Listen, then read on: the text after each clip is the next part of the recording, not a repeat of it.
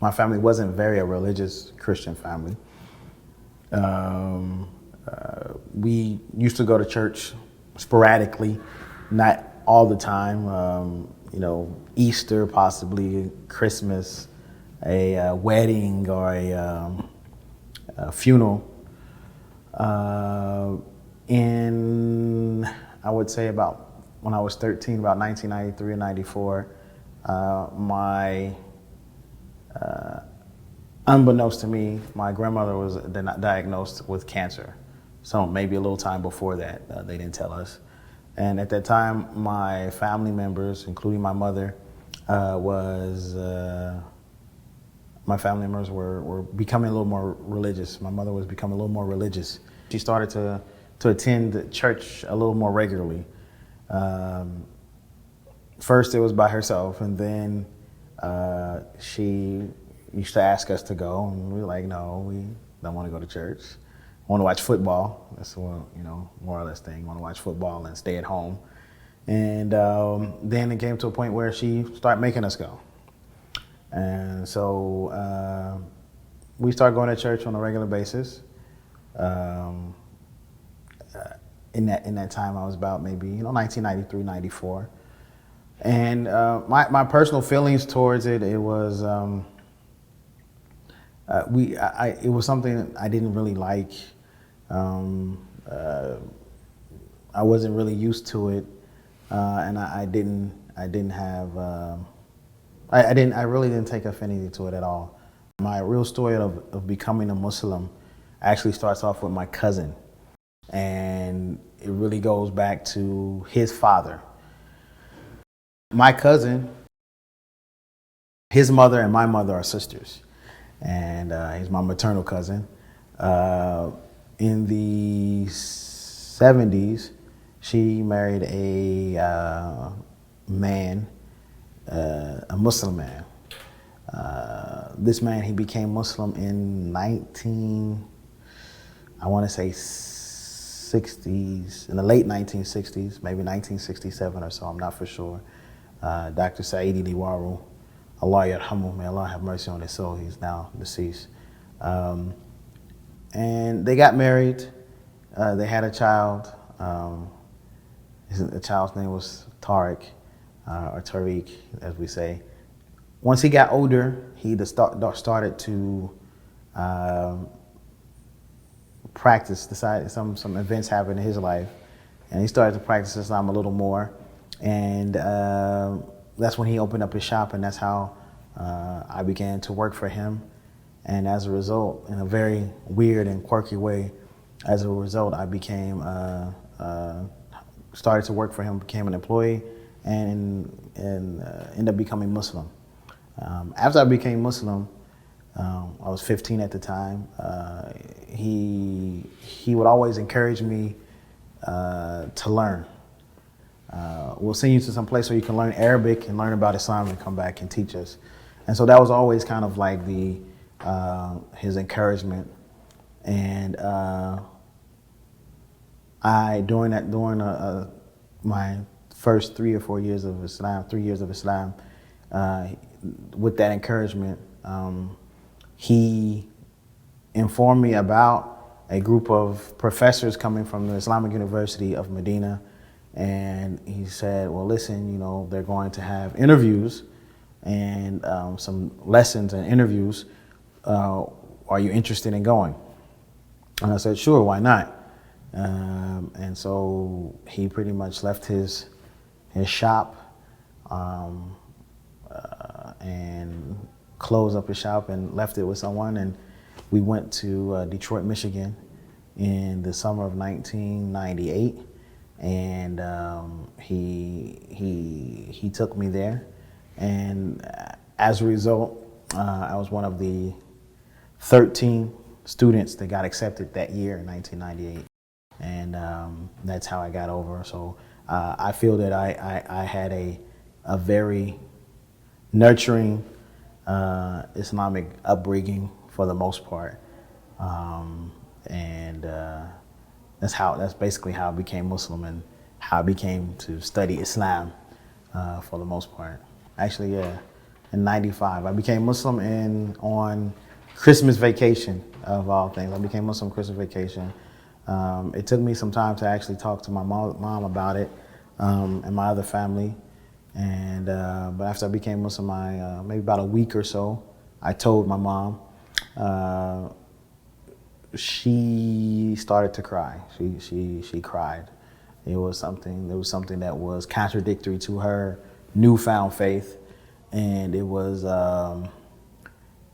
we had some issues in the beginning due to this, but also my other family members, it was kind of seen as something extreme or along those lines. Or why would you become a Muslim?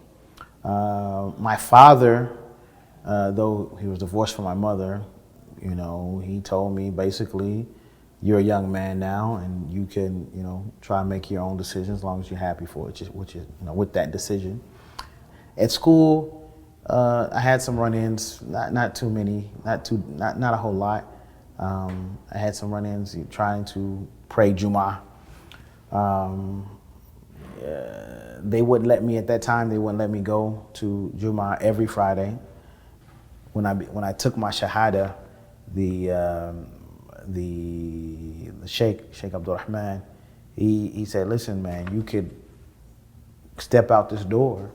He explained Tawhid to me, the oneness of God, and then he said, "Listen, man, are you ready to take this Shahada?" And I said, "Well, maybe." And he said, "Listen, if you go out this door, you may get hit by a car. You may be at home and be in a drive-by, and so you need to really think about this, and you will be able to meet your Lord correctly."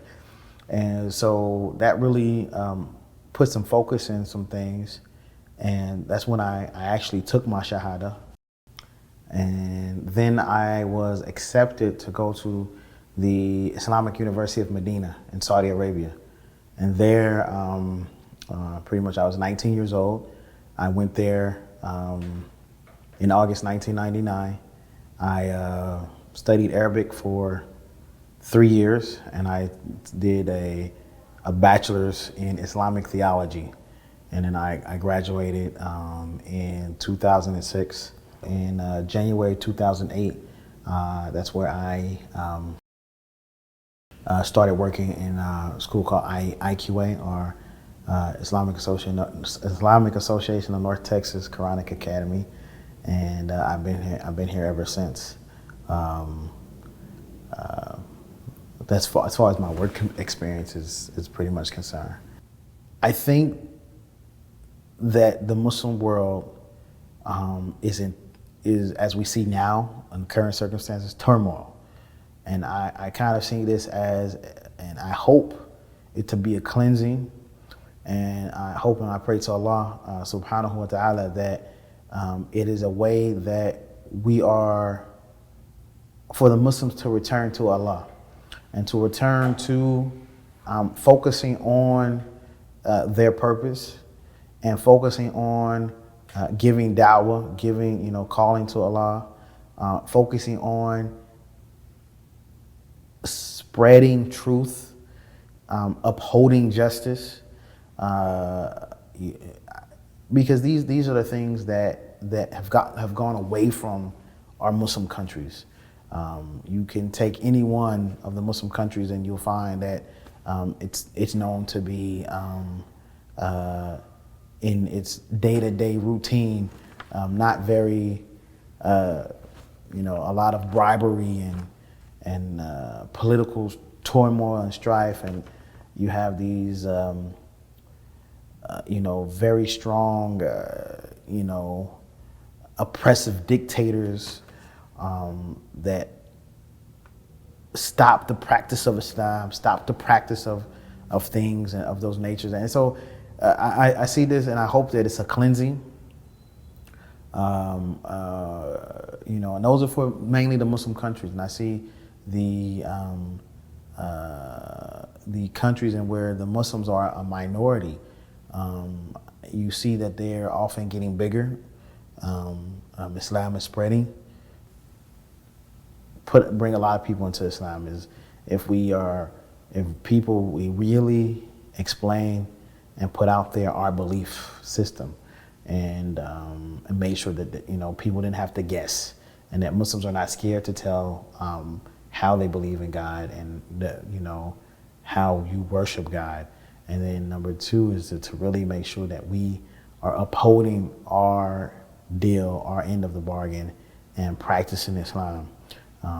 Not at home, not at, you know, not on Fridays only, but really practicing Islam and making sure that it doesn't come off to Muslims or non-Muslims as being culture only. You don't want people to think that, I don't want to be an Arab. That's a very common thing here. Oh, that guy, he became Arab, or he became Turkish, or he became whatever. That's not the case. Oh, he's African now, or whatever. No, the person's Muslim. And so that's very important that we are able to uphold our practices and make sure that they're not so culturally entangled that will cause non-Muslims to kind of stay away from it, because you don't want them to say, I like their belief system, but I don't like how they practice, or it's, you know, I don't want to become a Turkish. I don't want to become Turkish. I don't want to become Arab. I don't want to become African or whatever. I don't want to become this. And so they don't want to lose their culture, their sense of identity. And there's no reason for that. There's no reason for that. So I think these two things of the practice of clarifying the Tawheed, in addition to making sure Islam is practiced correctly. It's not the thing that, you know, you think of God and you don't think of a wrathful God, or, you know, you know, I think of punishment or hellfire or anything like that. I just think of purpose. I think that this is, you know, my purpose of being here was Allah put me here. So that's what I think. I think of selflessness. I think of purpose, of focus. I think of a being that expended, or, you know, extinguished himself, you know, for Allah subhanahu wa ta'ala. You know, he sacrificed a lot. He did a lot of things. And I come and you think that a lot of things in Islam and a lot of things that are there that I've learned from Islam, it was from this Arab man from the desert over almost 2,000 years ago that didn't know how to read or write. And it's, you know, I think of that as, you know, the person that came to give me Islam. That's what I think of the Prophet sallallahu alaihi wasallam.